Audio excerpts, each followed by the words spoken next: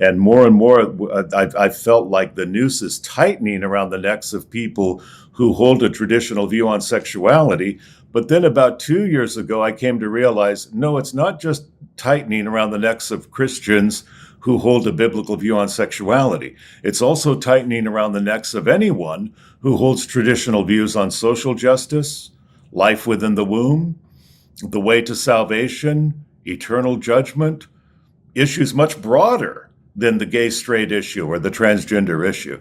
And that's when it became clear to me, wow, we are in a culture which is being indoctrinated to believe that our positions are not just stupid, but that they are dangerous. Right. And that we thereby have to be stopped.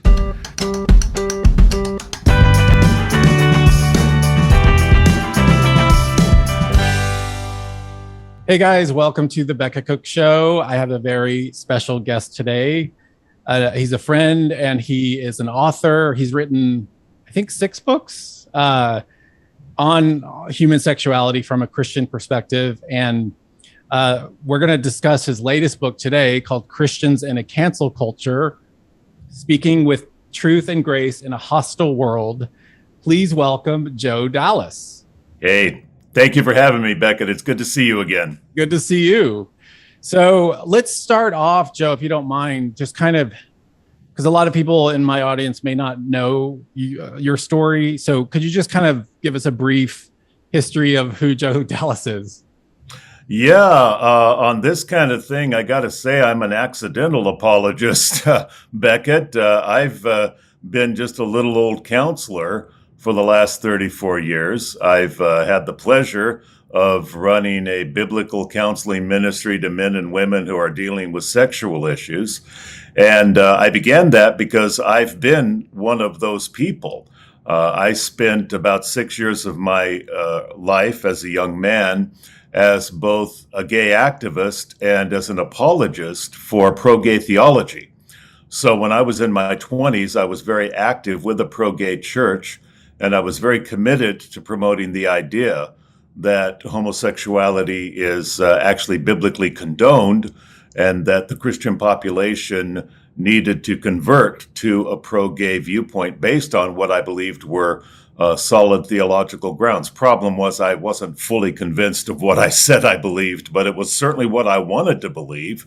But I had gotten a very good grounding earlier than that in my life under Chuck Smith at Calvary Chapel, and I had spent years studying the Bible, and I understood how to rightly divide the word of truth, but I also wrestled with my own sexuality. And like many people in the church today, I tried to resolve that conflict not by repenting of homosexual behavior and resisting homosexual desire and crucifying the old nature. Rather, I tried to rewrite the truth to accommodate my nature rather than let the truth override my nature. And you can only do that for so long, in my opinion. It's kind of like holding a basketball underwater. You can do it for a while, but man, your arm gets tired, you know? Yeah. And by the time I was 29, I was tired. I mean, and the irony is everything in my life was going beautifully, situationally.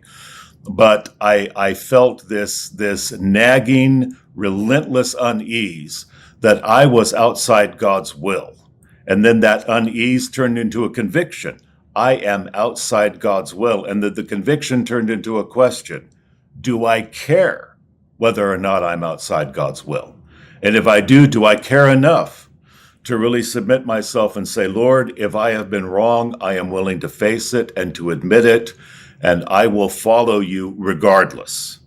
And until I reached that point, I really was not standing on truth, because you're not really going to stand on truth so long as you have a prearranged idea of what you want the truth to be and what you're going to insist it is, whether it is or is not true. And that was when God brought me to repentance. Now, that was years before I started my ministry, which I've been at since 1987. So that was all well and good. And what's the name of your ministry? It's Genesis Biblical Solutions in Tustin, California, a counseling ministry. Okay, great.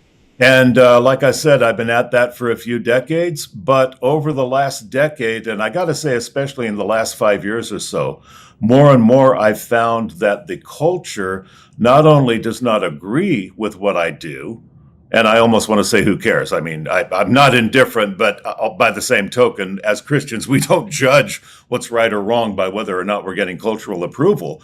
But what did catch my attention was how much hostility was growing towards a biblical viewpoint of human sexuality, and how that hostility was getting translated now into restrictions. It's one thing when people are hostile towards you, you know. I mean, I've had the name calling. I'm sure you've had it too, where people just say, you know, you're a homophobe, you're a self-hating gay man who won't admit it, and you're Right. ridiculous, and blah blah blah. Yeah, fine. But now it was getting translated into laws. You may not counsel teenagers. You may not operate in this way if you're going to be a part of this corporation or this association. And more, I've felt like the noose is tightening around the necks of people who hold a traditional view on sexuality.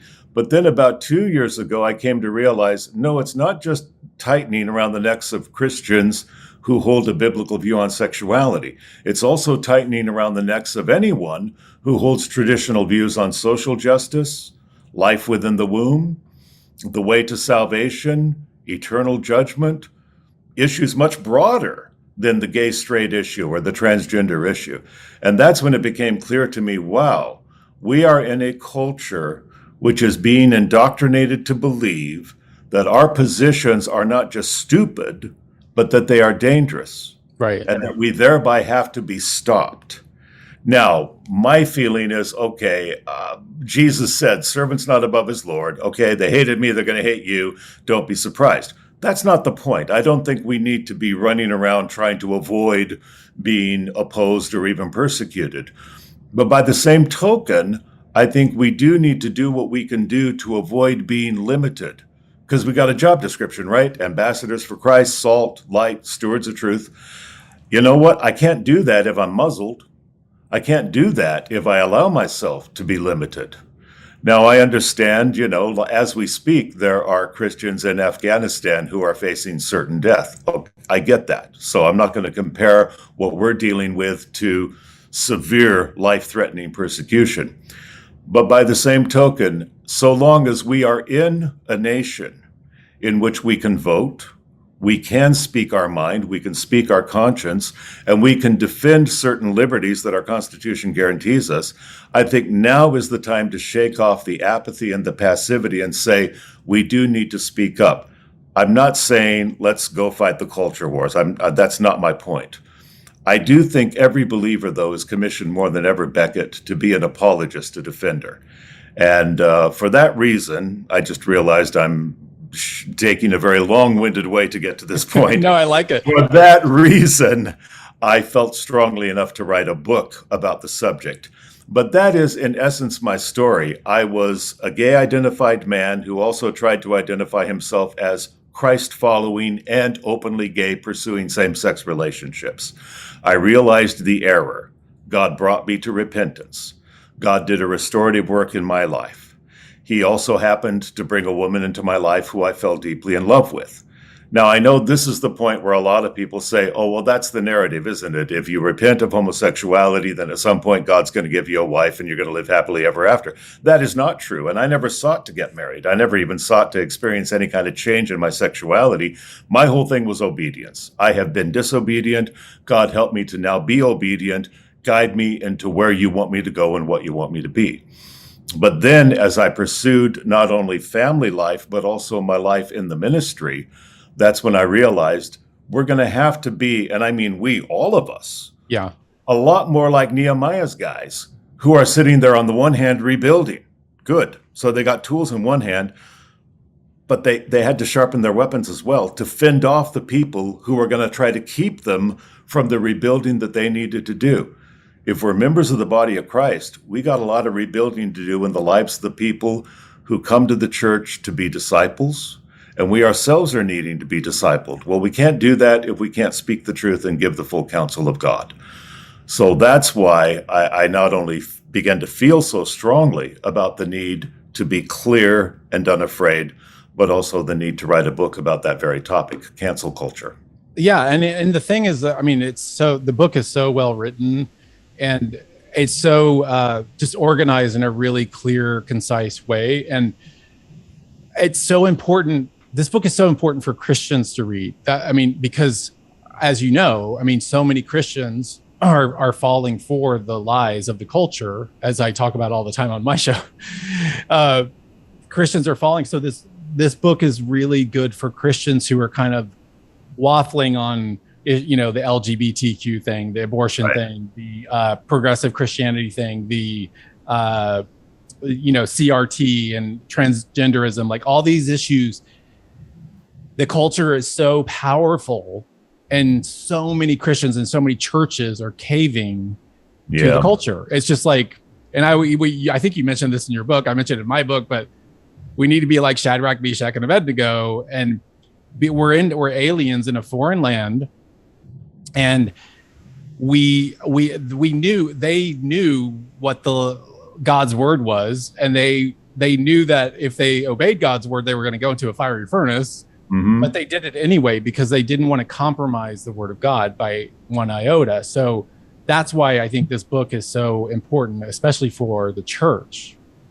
Was that your main focus, was for the church? You know, Becket, yes. Although in the book, I did try to point out it's not just Christian conservatives who are feeling this pressure. Any social conservative, and there are plenty of agnostic or atheist social conservatives, Mormon social conservatives, or, you know, social conservatives with other worldviews who still believe in certain principles about marriage and sexuality and about social justice, who are feeling the same pinch. And by the way, there are even openly lesbian, gay, and transgender people who strongly, as I may disagree with them on some issues, I strongly agree with them on other issues, and they hold to the belief that there should be things such as freedom of speech and religious liberty and so forth. So they also would agree, not with the specifics in my book, but with the general principles of it. So yeah, the whole idea was basically to equip people who are feeling pressured into silence to be able to grasp the importance of the issues and then to speak reasonably about them. That was my whole thing was, hey, you know, I think people know where they stand.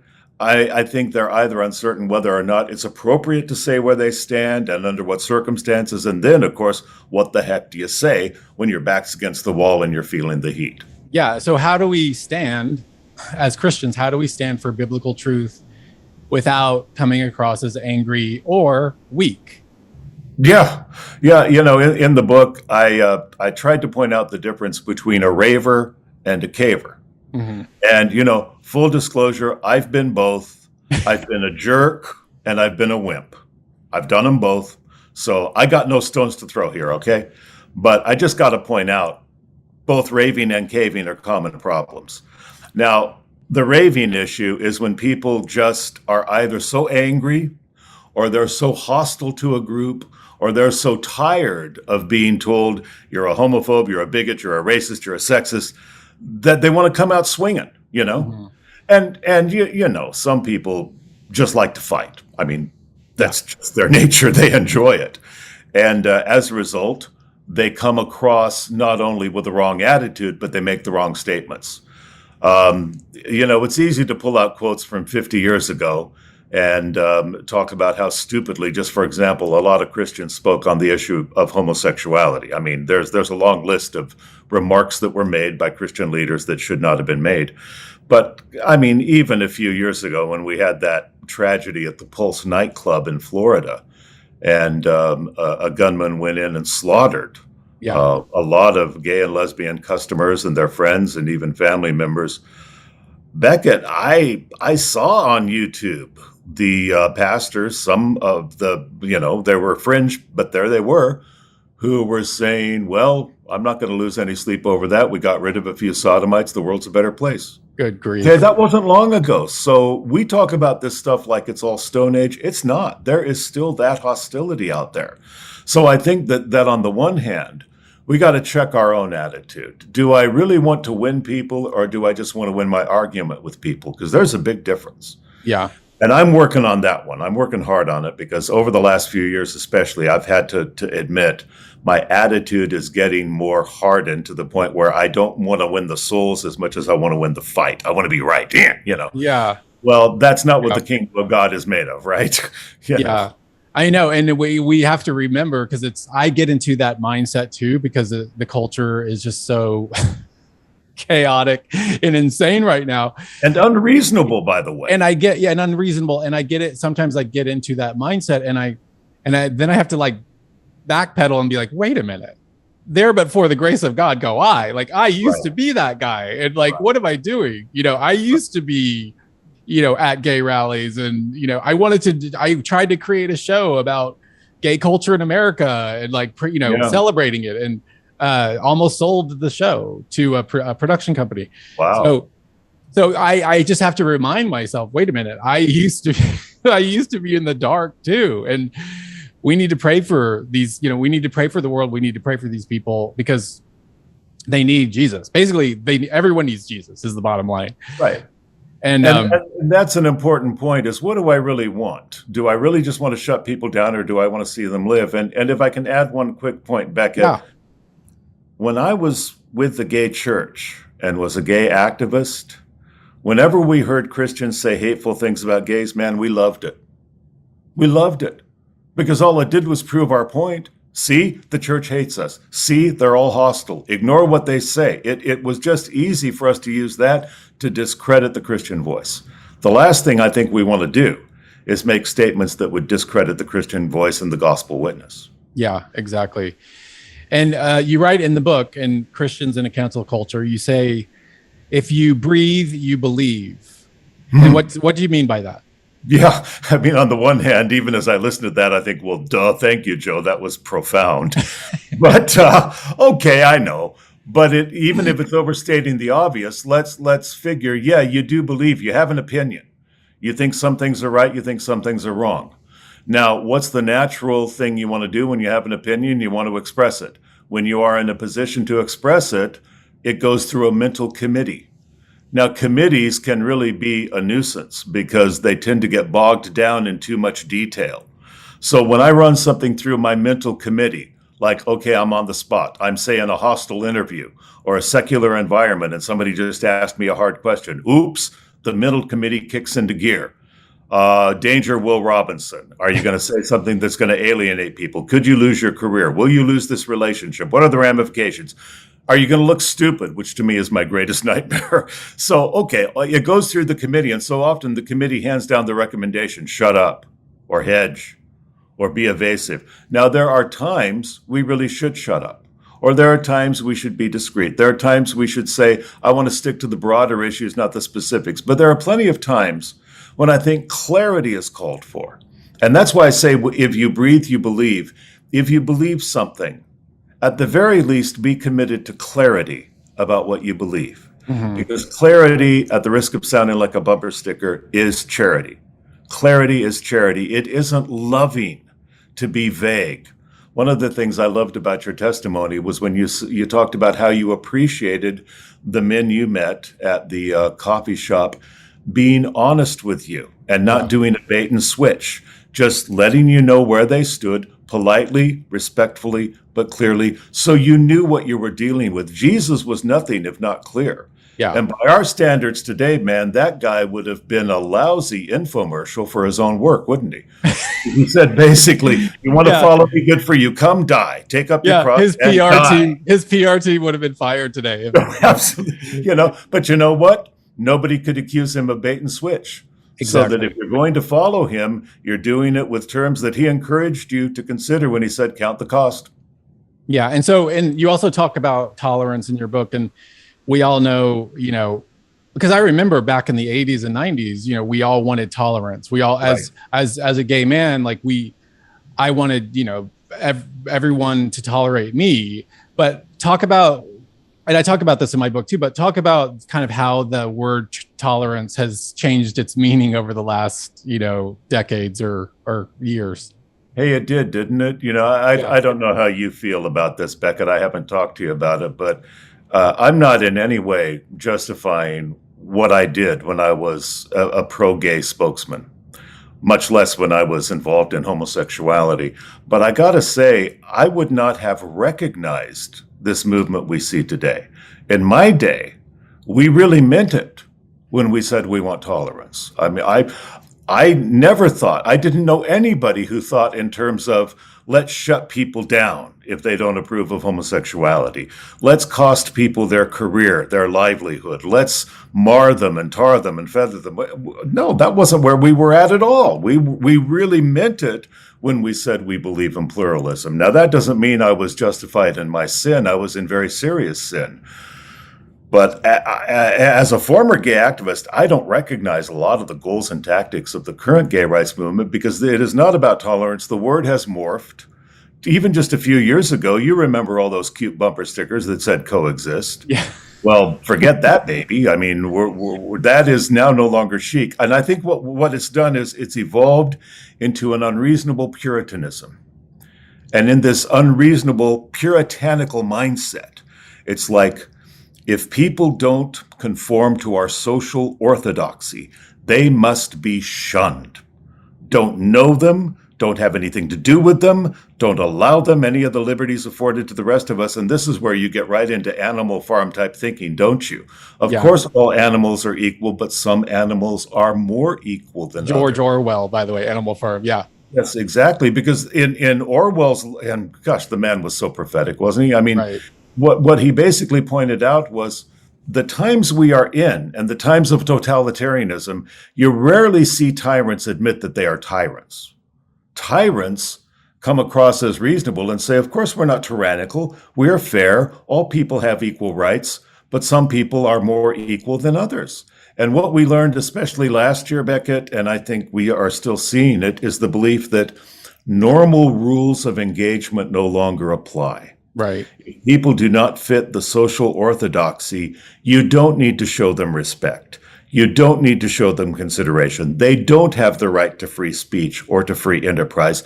They should have no rights at all. They should be shunned. They should be silenced. They should be shipped off because they are off to the gulag is really what to the gulag. They're inferior. Yeah. And I mean, Douglas Murray talks about this in his book, The Madness of Crowds. Have you read that book? No, I haven't. Oh my gosh. Okay. So that book is amazing. Douglas Murray is gay. He's British. He's not a Christian, but he talks about the madness of it. Like you're saying, like even when back in the day when we just wanted tolerance, and he talks about, he gives this illustration in the book of, he has a chapter called Gay. There's 4 chapters: gay, trans, women, and Black. And it's a really amazing book. You've got to read it. But I got to see this. Yeah.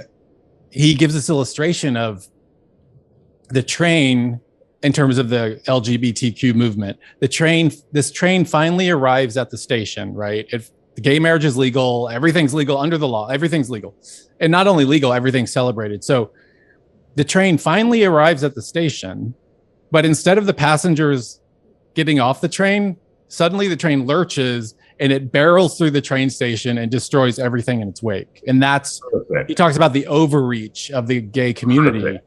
And that's what's happening right now. It's just like this kind of, it's almost like this terror is going on. It's like, if you don't agree, affirm everything I believe as a gay, as an LGBTQ person, like, then you're canceled completely. Like, it's just, the overreach is astounding.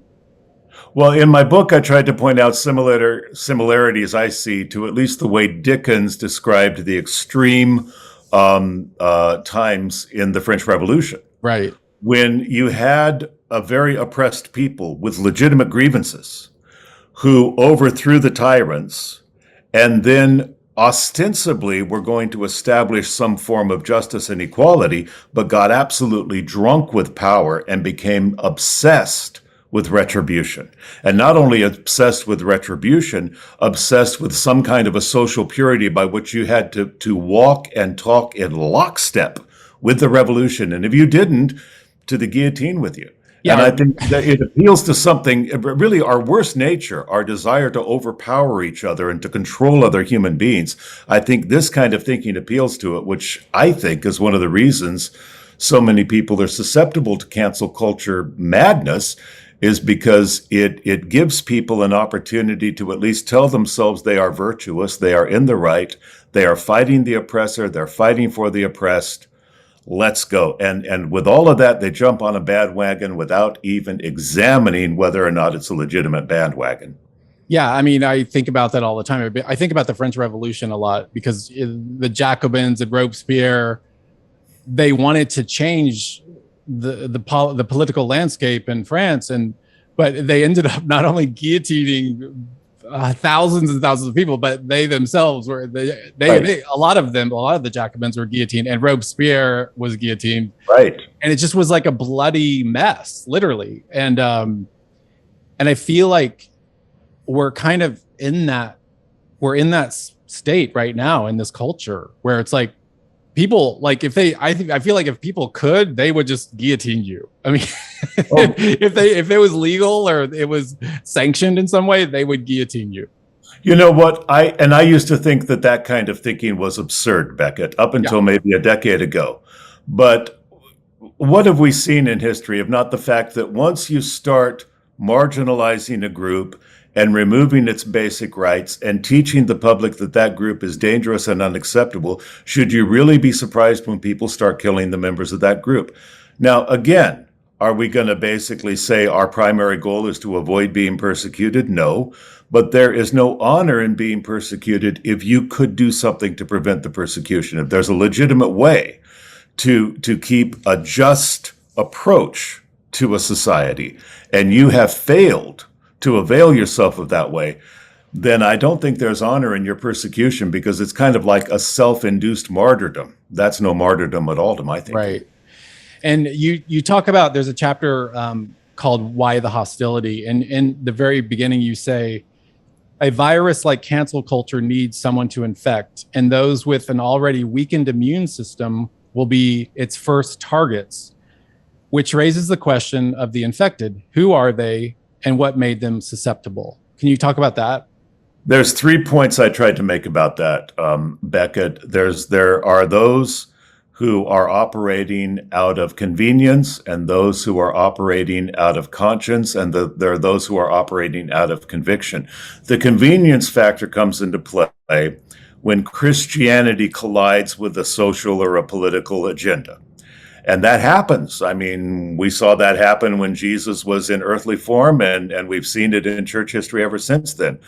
We're not looking for a fight, but the fact is, when Christianity is practiced, when it is preached, when it is manifest, somebody is going to be inconvenienced. It can't be helped, because the Christian teaching, not only on salvation, but on God's will for humanity, includes a high priority placed on independence, on personal liberty, on self-sufficiency, working to provide for yourself or working to make a living. And it certainly teaches allegiance, supreme allegiance only to God, not to a government. Well, that's not exactly a big government's friend, is it? I mean, Christianity, in its truest sense, is no friend to people who want a hyper-expanded government system. So to people who have political or social agendas that are at odds with Christian teaching, Christianity is a huge inconvenience. That's one reason I believe that there is hostility. There's also the problem of conscience, people whose consciences are being pricked by Christian teaching. Now, I got to say, when I see opposition to Christian teaching on abortion or gender or sexuality, I think it's one thing if people oppose our viewpoints, but when they are they seem to be obsessed with shutting us down, I often think, well, now, do you really feel good about where you're at? Because, when people feel at peace with where they are, by and large, they don't need to shut down other people. Yeah. If I disagree with someone's viewpoint, I think it's stupid, idiotic, blah, blah, blah, even dangerous, I say, bring that sucker out in the light. Let's talk about it. Let's expose it. Let's dismantle it with reasonable conversation and debate. But what I don't say is shut it down, because I'm comfortable enough, I hope, with myself, that if somebody holds a conference down the street saying Christians are crazy, they're mentally ill, or even more personal to me, people who walk away from homosexuality are just self-hating homophobes, I don't like that, but I'm not going to try to disrupt their conference or shut them down. So I think there's a conscience issue, sort of like Stephen preaching to the Jewish council, and they heard what he said and they were pricked in the conscience. The guys went ballistic, didn't they? So I think conscience is the problem. But there's also conviction, that is, true believers. And there are true believers. Like I mentioned earlier, Beckett, these are the days of unexamined causes. I think people are hungry for a cause, and I don't think there's anything wrong with that. I think there's something in us that God created that makes us want to be a part of something noble. And I think that's a good thing. However, this is also a time of intellectual laziness. People don't check things out. They just don't do their homework.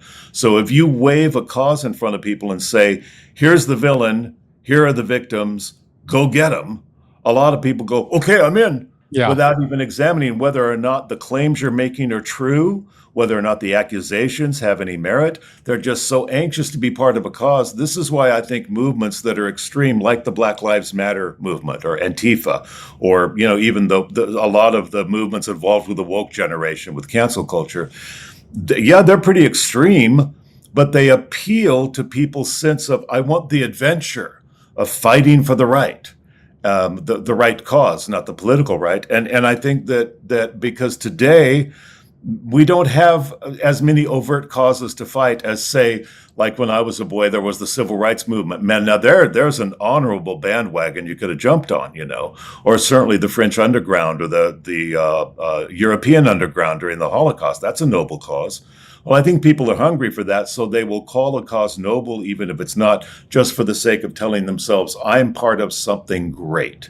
And I think for that reason, too, a lot of people are hating us, and you know what? They don't even know us. Yeah, and that's funny because Douglas Murray talks about that too. And in terms of in his chapter on gay, called Gay, he he talks about how the LGBTQ community today, it's almost like they're upset that they weren't at the Stonewall Inn riots in 1969, and they want to somehow storm the barricades because they missed out on that adventure. And you're right. It's like, well, it's like these kids have not only have all the rights that could possibly be given to them, but they have Hollywood, they have the entire culture behind them. Yeah. So, but they're still storming the barricades because they have that desire to be a part of something bigger than themselves. You know what I sometimes think, Beckett? I think sometimes when people get hooked on seeing themselves as victims and people who disagree with them as oppressors, enough is never enough. Because if they got everything they say they want, what would they have to do? They'd have to shed that identity. Right. And I think a lot of people are so invested in that now.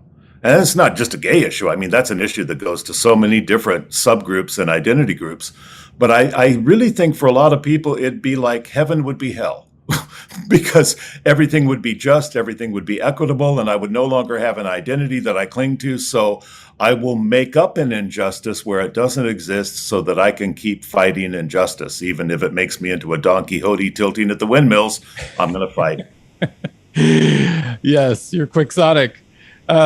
Exactly. That's what it is. And what you mentioned too, that there's 3 ways that Satan tries to destroy God's handiwork. What do you mean by that? Well, I think that we got to remember, and Beckett, I'm not one for pulling out Satan too easily, because I think a lot of that is just magical thinking and ascribing to Satan things that we do ourselves. I've often said, I think sometimes Satan tells his boys, leave Joe Dallas alone. He can mess up his own life without any help from us, But by the same token, of course, we've got an adversary who hates us, and he's always hated God. And he's a limited being, right? He's limited in that he was created. He's not omnipotent like God. So what's he going to do? He can't just go punch God out. He can't even approach God without God's permission, according to Job. But what can he do? Full confession, I'm a sinner, but I love the Godfather films. And in one of them, Michael Corleone points out, when my enemies want to get to me, they don't attack me. They go for the people I love. Right. Which is true, right? Somebody threatens you. Somebody threatens people you love. It's like, wow, that something weird happens in you, Well, that's what Satan can do to God. He can go after the objects of God's love. And so what I think he'll try to do is first prevent the human experience from even happening. Do not conceive life. How do you do that? Well, one way you can do it, confuse the genders, blur the lines, prevent conception from even happening. Mm-hmm. But then if it happens, despite that, the second goal is, well, then prevent it from being born. If human life was Yeah. conceived, kill it. There you have abortion. If human life has been both conceived and born against your best efforts, what's the final thing you can do? Keep it from ever being born again. Because Satan is not about life. He's about death. He's about eternal death, and he wants to take as many people down with him as he can. Now, how do you keep people from being born again? Well, one thing you must do is remove any sense of personal sin that they have. That's where progressive Christianity comes in. It teaches people that they're not sinful, they're in fact wonderful just as they are. That there are many ways to God, not just Jesus. Thereby the cross is not necessary. Thereby being born again is not necessary. And if you are engaged in behaviors that both defile your body, harden your heart, and then keep you from the kingdom, like homosexuality, adultery, transgenderism, drunkenness, whatever, why then that way you keep people in the dark. So I believe his goal is either prevent life from even being conceived, or if it's conceived, prevent it from being born, or if it's been born, prevent it from being born again. That's why in the book, I tried to tackle those key issues: abortion, homosexuality, transgender, critical race theory, the idea of social justice as opposed to individual responsibility, and progressive Christianity, because I think all of them play directly into Satan's approach to modern humanity. Yes. And on the progressive Christianity issue, why do you think so many young people, I mean, I guess it's, as you may have just answered this with Satan, but why are so many young people who were raised in Orthodox Christian homes falling for the lie of progressive Christianity? Yeah. You know, I mean, in the broadest sense, I don't know. My educated guess is that we really dropped the ball in teaching the word and teaching people how to read and study the word. The stats on biblical illiteracy are appalling, really. Yeah. We are a modern church without much of a biblical foundation. A very high percentage of believers have never read the Bible through, do not on a regular basis read and study it. And look, I'm not talking about scholastics here. I'm talking about reading. Like you and I were talking about books, okay? I could talk to you about A Tale of Two Cities. I am not an English literature major. I'm not a PhD. I'm not a scholar. But I read the darn book. In fact, I've read it probably 20 times. It's my favorite of all novels, A Tale of Two Cities. Yeah. So if you tell me something that's not in that book, okay? If you tell me that Madame Defarge used to babysit for Lucy Darnett, I'm going to go, no, I've read the book. Yes. I'm not a scholar. I'm not a Dickens expert, but I've read the book enough to know that, no, you're wrong about that. That's not in the book. That's what biblical discernment is. It's discernment based on a working knowledge of the Bible. If you don't have that, if you don't have a working knowledge of the Bible, you can't biblically discern what is an error. And then what happens? You're set up, man. You're going to fall for error when it comes along, because something comes along looking nice. You're going to think, well, Jesus was nice. Christianity is nice. This is nice. Therefore, it must be true. And if you oppose it, you're not being nice. Therefore, you must be wrong. That's what a believer who is not biblically grounded would say.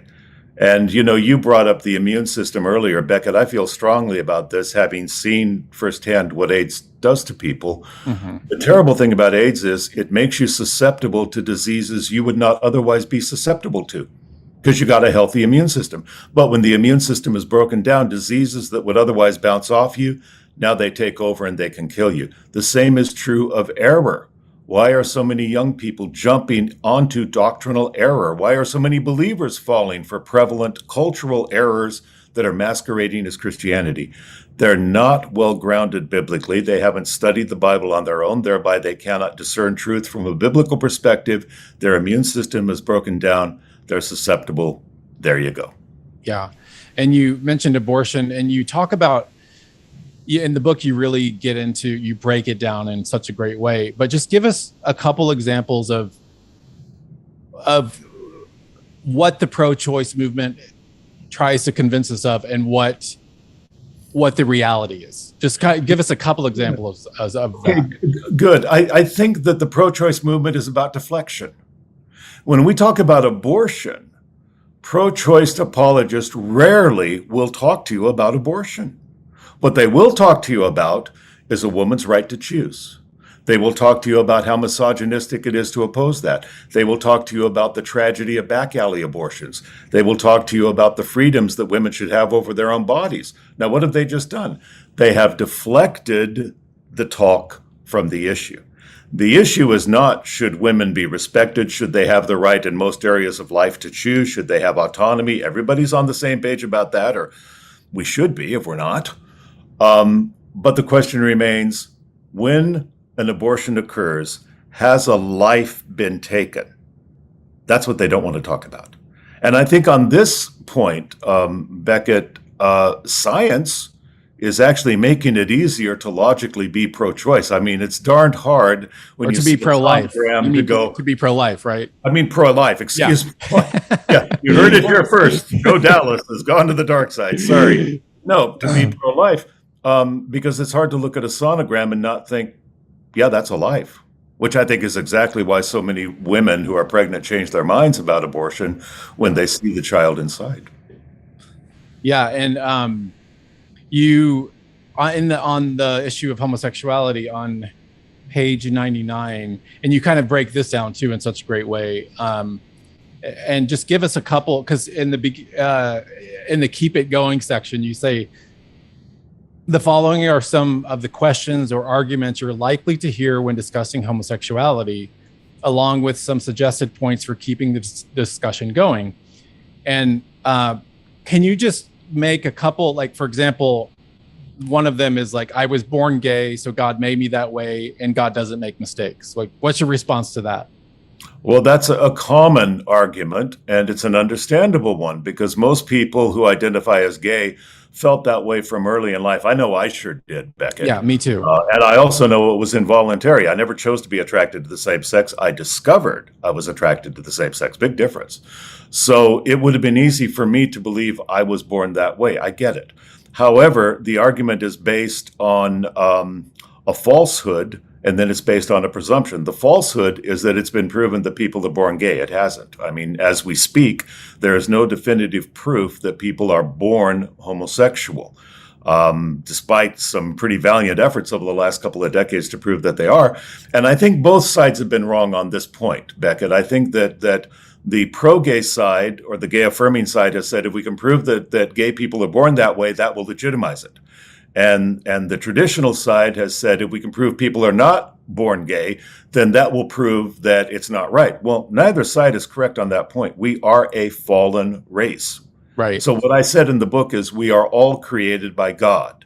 We are not all God created us to be. No, I do not believe people are born gay. I am still open to the possibility that there are genetic or hormonal or whatever elements that might play into a person's nature, which makes that person more susceptible. Just like, I mean, to get really stereotypical, shoot, a lot of gay people I've known, primarily men, but also a lot of lesbian women, have been very sensitive, very creative, very emotionally susceptible. Well, okay, does that mean they were born gay? Of course not. Plenty of straight people are emotional and sensitive and creative, but it could be that if that inborn nature is combined with environmental factors, that could account for what creates homosexuality. Full disclosure, I don't know what the heck causes it. Not really. I believe that as a fallen race, it's a manifestation of the sin nature. But why does it show up in some people and not in others?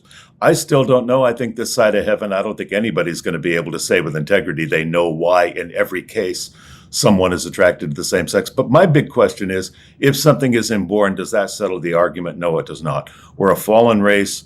There are such things as inborn tendencies towards alcoholism, violence, depression that God never intended. Therefore, let's not assume that even if something could be proven to be inborn, that it was also something God created and intended for the individual. Yeah, it's like a scholar that I've read. He puts it really well, and he's like, we're all humans are born with innate impulses. Mm-hmm. And even if you're born gay, let's say, and I happen to think that obviously I don't have the answer either, but I feel like there is possibly a hormonal component to it in utero, in uterine, or however you say that. In utero, yeah. Because it just seems, just from my kind of just anecdotal observation over the years, it just seems there's a hormonal aspect to it. But as you said, we're all fallen.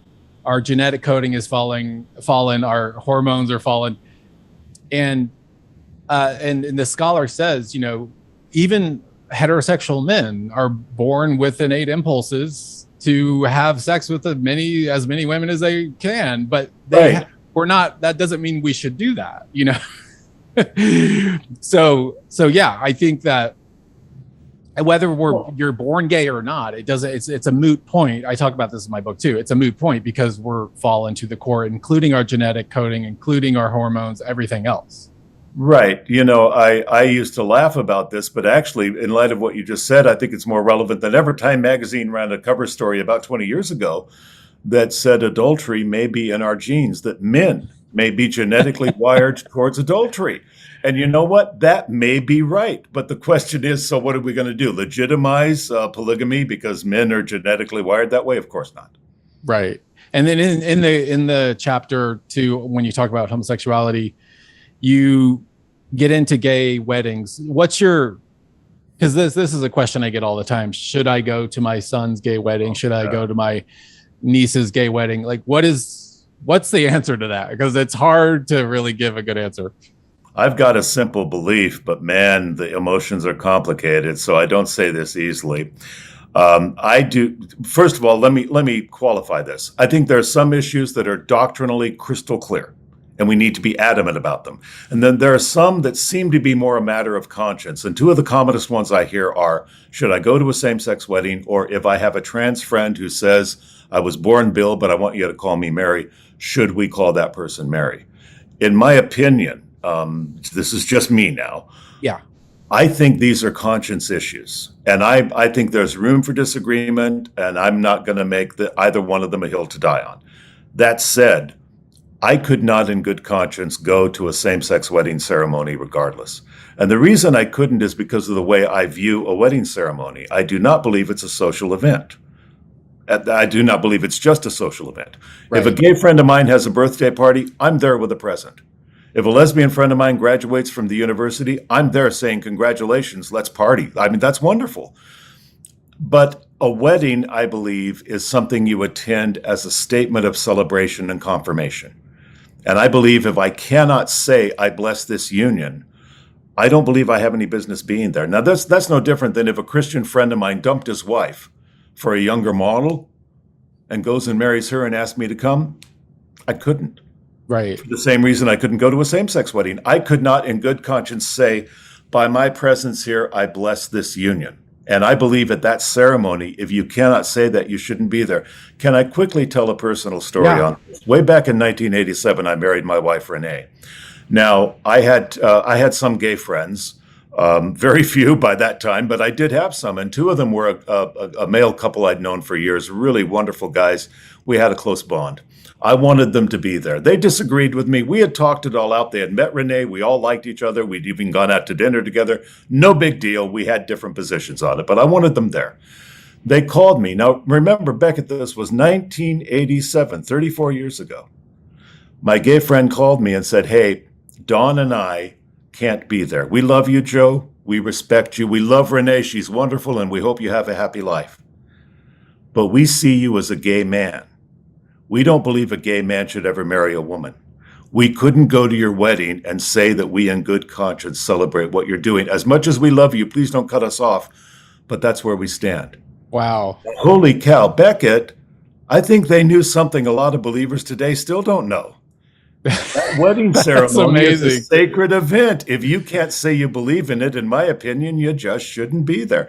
So that's my take on whether or not a believer should attend a same-sex wedding ceremony. Yeah, and I've talked about this before, but when I first, right after I got saved, I was put on the spot by a gay friend at dinner. We were out to dinner, and this woman and this gay guy put me on the spot, and they're like, you're coming to the gay wedding, right? And I was trying to be, I was trying to be an inclusive Christian or something. I just wanted to be nice to them. So I was like, of course I'm coming. And then of course I get to the wedding, and this is like, I was like 6 months saved at this point. Wow. I get to the wedding and I'm like, whoa, this is crazy. Like I hadn't anticipated how I was going to feel. And once I saw everyone there, all these people celebrating this union between two men, my heart sank and I just felt almost sick. And I just was like, I had to get out of there. So it was actually a terrible decision on my part. So personally for me, that and I agree with you, it's a conscience issue, but personally for me, I would never do that again. I'll never go to a gay wedding again. Yeah, and again, I'd bet you the farm, Beckett, you wouldn't have felt that way if you'd have just showed up at your gay friend's birthday party, Yeah. or if you had just gone to a gay friend's house. There's not that sense of, whoa, I shouldn't be here in most cases. But in that case, I can see exactly why a person would feel that way. And I can also see why a person with the best of intentions would go, I love this person. Why should I refuse their wedding invitation? There's a lot of emotion behind this too. Because could you imagine if you had to say this, what I just said, to a brother in your family or a sister in your family or someone you loved very much, and have to tell them, no, I can't be there because I don't believe in it? This is not easy stuff we're talking about. There's some pretty high emotion involved. My feeling is we have to let truth dictate our decisions and feel the hard emotions we're going to feel. I'm not going to pretend I'm comfortable with this stuff. I'm not. I'm not comfortable saying no to somebody who I know is going to be hurt by what I say no to. But I'm less comfortable doing something that I know I am going to feel guilty about having done it. Yes. And so we're running out of time, but I'm going to ask you one last question. What in the final chapter of your book, again, it's Christians in a cancel culture. You guys have to get it. It's amazing. You talk about how Christians may soon pay a high price for sound doctrine. How do we move forward as believers? How do we move forward in this culture? And given that it's becoming more and more costly. Like what is your advice? How do we move forward? I think one thing we got to do, like yesterday, is close ranks, not against people, but for each other. I think we're going to need each other more than ever as we move ahead. Now, I have to say, Beckett, I think that as we move ahead, a lot of believers are going to say adios because they're going to basically cave in areas that we cannot cave. But those of us who won't cave, I think we may find ourselves feeling like Paul did by the end of his life when he said, you know what, I'm pretty much alone here, Timothy, so be sure you get over here before winter because everybody has bailed on me. I think that's the way a lot of us are going to be feeling. And I think that's why we're going to need each other more than ever. I think our friendships, we better take more seriously. Our church attendance, good grief. I do think we bail on our churches too easily. We get a little offended with something. We're disappointed in something. We don't like the worship music. We leave the church to go find another. And we don't establish roots with people. And I think we're missing out on so much. But now it's going to be about survival. So I think we're going to have to close ranks and recognize the early church loved each other fervently. And that wasn't just emotional. It was very practical. We're going to need each other's expertise. What do you do when you lose your job because you refuse to bend the knee? What do you do when your family forsakes you and you're so lonely you want to jump off a cliff? What do you do when you're being sued by somebody because you said something that they didn't like? You're going to need the body to fall back on. You're going to need people to support you, advise you, be there for you. We're going to have to work harder on this whole idea of koinonia, of being very involved with each other and keeping our communion deep. And I think we're going to have to keep asking ourselves the hard question, what are we here for? What are we really trying to accomplish? Do we want to accomplish a life in which comfort overrides all else, or are we willing to admit, hey, this is temporal, we are running a race. The idea in running a race is be as unfettered as you can be and keep your eye on the prize and don't be so hung up on what the guy in the lane next to you is doing. Keep your eye on your own race and of course be there for each other, but by the same token, keep your eye on Jesus, which sounds so vague, but I mean seriously, more than ever, we're going to have to take him at his word when he said, abide in me, I in you. The branch cannot bring forth fruit unless it abides in the vine. No more can you, except you abide in me. Now, we're going to all have to take our intimacy with him pretty seriously, because you know what? Without our solid investment of intimacy in him, and then secondarily our investment in each other, I don't think we'll make it. I really don't. Those are very wise words to end on. Guys, the book is Christians in a Cancel Culture, Speaking with Truth and Grace in a Hostile World. Joe Dallas, you're a very wise man. Thank you so much for being on the show. Hey, you are so gracious. Thank you for having me, man. Always a pleasure talking with you, Becket. All right. Thank you, guys. See you guys next week on the Becket Cook Show.